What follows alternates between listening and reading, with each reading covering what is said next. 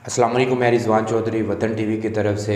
आज election commission ने जो फ़ैसला दिया है उसकी रिएक्शन में आवाम जो है वो रोडों पर आ गई है। वो चाहे इस्लामाबाद हो, लाहौर हो, फैसलाबाद हो, मुल्तान हो या पाकिस्तान के कोई भी सूबा हो, और उसके हर शहर में जो है आवाम जो है वो रिएक्शन के तौर पर सामने आई है और वो रिएक्ट कर रही है इस फ़ैसले के ख़िलाफ़। मेरा सारे पाकिस्तानियों के लिए जो पैगाम है कि आप पुरअमन प्रोटेस्ट ज़रूर करें, आपस में लड़िएगा मत, एक दूसरे पर तशद्दुद मत कीजिएगा, मुल्क की अमलाक को जो है वो नुकसान मत पहुंचाइएगा, जितनी भी ट्रांसपोर्ट है उसको नुकसान मत पहुंचाइएगा, ठीक है। पाकिस्तान का ख्याल रखिएगा, वतन का ख्याल रखिएगा, और हमें आपस में लड़ने की बजाय मुत्तहिद होकर जो है वो इन अदारों और इन लोगों का जो है वो मुहासबा करना चाहिए और वो पुरअमन होना चाहिए। हमारा हक़ है कि हम प्रोटेस्ट करें, अपनी आवाज़ को बुलंद करें, लेकिन उसमें शिद्दत नहीं आनी चाहिए, उसमें वायलेशन नहीं आनी चाहिए। मेरे किसी भी अपने भाई का,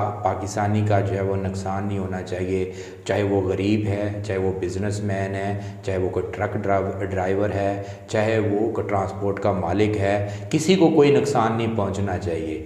तब आपका ये प्रोटेस्ट जो है वो अच्छा होगा और ज़बरदस्त होगा और सक्सेसफुल होगा।